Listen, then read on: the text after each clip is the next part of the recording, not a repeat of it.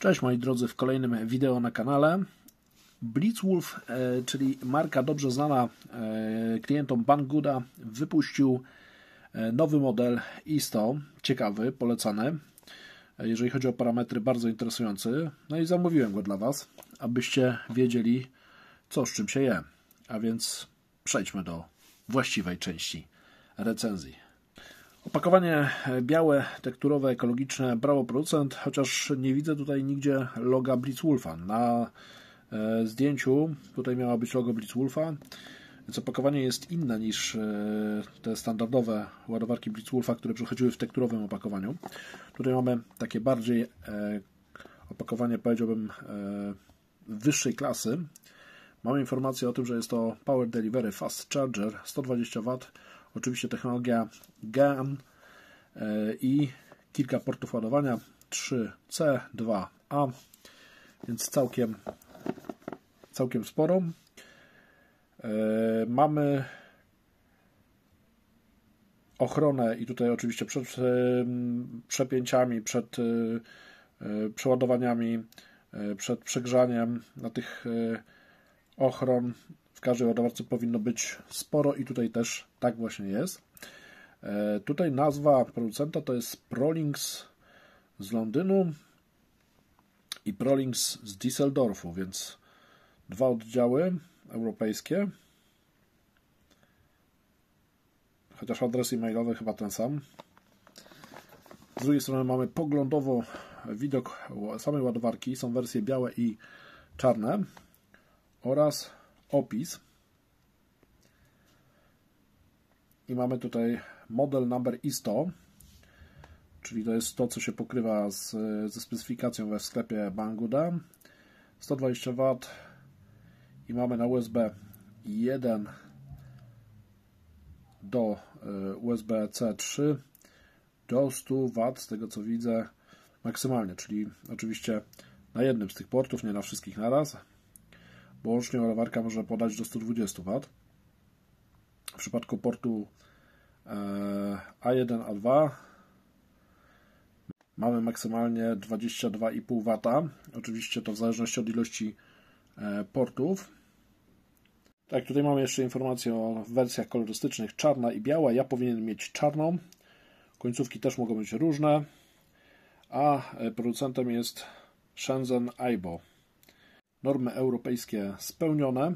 Tutaj mamy jeszcze zalakowane folią opakowanie. Nie pozostaje mi nic innego, jak je otworzyć. No dobrze, to zobaczmy, co otrzymujemy w środku. Instrukcja. Poza instrukcją samą ładowarkę, ja widzę, że to już jest rzeczywiście wersja czarna, tak jak miało to być. A w środku mamy wtyczkę standardową i dobrze, bo łatwo będzie ją dokupić, więc tutaj nie będziemy mieli problemów z wymianą. Ja wolę odłączane wtyczki, a długość około 1,5 metra, myślę, więc całkiem ok. Słuchajcie, nic więcej nie mamy, więc schowajmy to do opakowania. Instrukcję również i zobaczmy, jak wygląda sama ładowarka. A tutaj już mamy Blitzwolfa, więc moje obawy były niepotrzebne. Desktop Charger, Blitzwolf, 120 W, technologia GaN i porty. Będzie to może lepiej widać. USB 1, 2, 3, jeżeli chodzi o C, i 4 i 5 portu USB typu A. Matowy plastik, brawo producent, nie będzie się to rysować. Power Delivery 120 W. I tutaj mamy powtórzone informacje, że łącznie to jest max 120 W, z tym, że w przypadku portu C do 100 W i do 22,5 W w przypadku portu A. Kolejna tylnia ścianka to jest tylko i wyłącznie jeden port. Urządzenie jest całkiem ciężkie, solidne. Mamy tutaj jeszcze takie nóżki, które pozwolą nam uniknąć przesuwania się. No nie, bo nie są gumowane, to jest plastik, więc tutaj nic nam to w zasadzie nie da. Mamy informację, że to desktop charger. Pozostaje mi podłączyć urządzenie i go przetestować. Więc podłączmy wtyczkę. Tutaj dioda się zapaliła. Nie wiem, czy to jest włącznik, wyłącznik.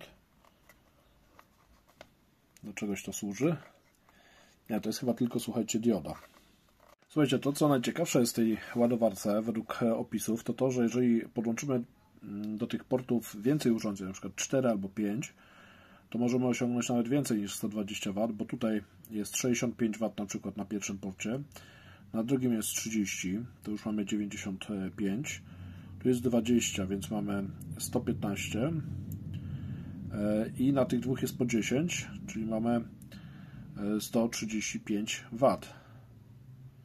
I to jest ciekawostka, bo producent tutaj mógłby tą ładowarkę reklamować jako 135W. Natomiast reklamuje tylko jako 120W.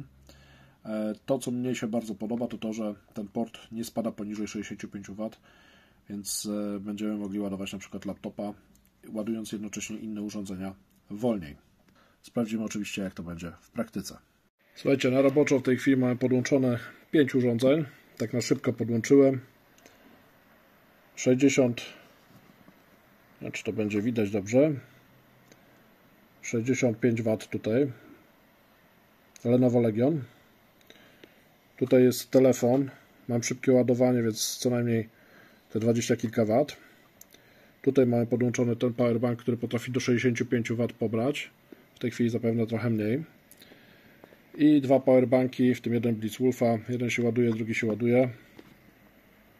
Mam nadzieję, że będzie to widać. Oba tutaj podłączone. O, tutaj miga dioda ostatnia. I tam też miga.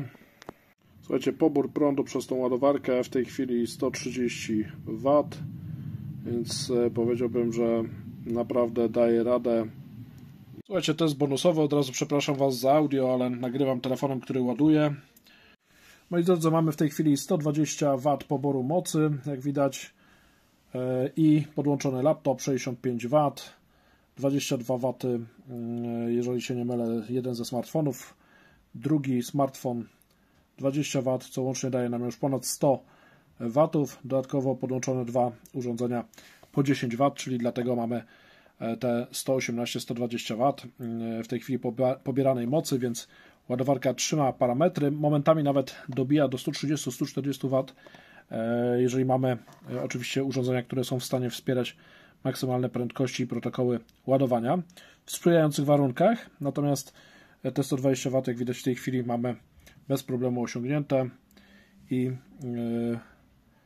przy 5 urządzeniach to urządzenie się nagrzewa. Tak, nagrzewa się, natomiast nie parzy, więc jest to jeszcze ok sytuacja. Ja mogę spokojnie dotykać ręką urządzenia, natomiast czuć, że jest ono naprawdę ciepłe, powiedziałbym, że lekko, może nie gorące, ale takie mocno ciepłe i taka sytuacja ma miejsce przy maksymalnych mocach, co jest całkowicie normalną oczywiście sytuacją.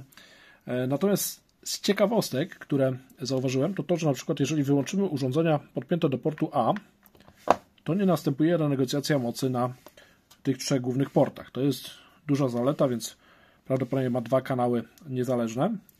Natomiast jeżeli podłączymy, czy odłączymy jedno z urządzeń przy porcie C, no to oczywiście taka sytuacja renegocjacji będzie miała miejsce. W tej chwili właśnie poodłączałem. Ładowarka na nowo renegocjuje prędkości. Tak jak to w większości ładowarek Gain występuje. Natomiast w przypadku tego portu USB-A taka sytuacja nie występuje. I to jest ciekawe, słuchajcie. Tutaj też nie. Więc jak widać, te dwa porty są niezależne i te też są niezależne. Podsumowując dzisiejszy materiał, wybaczcie mało skomplikowane testy, natomiast przede wszystkim chciałem szybko ten materiał wypuścić, bo jest okres świąteczny, dużo rzeczy teraz będziemy kupować, a myślę, że ten produkt jest warty polecenia, bo za około 70 kilka złotych, a można jeszcze zejść niżej, korzystając z promocji czy z kodów dla nowych użytkowników, można nabyć naprawdę przyzwoitą ładowarkę o niezłych parametrach. Ja nie potrzebuję szczegółowych testów, widzę jak to działa, zasila mi laptopa, 4 inne urządzenia. To mi w zupełności wystarczy. Dajcie znać w komentarzach, czy Wy szukacie tego typu urządzeń, wieloportowych ładowarek technologii GEN i czy korzystacie z produktów Blitzwolfa i jakie macie doświadczenia.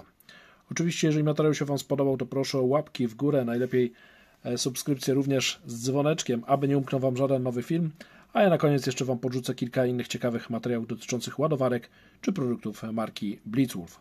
Hej, hej, do kolejnego wideo.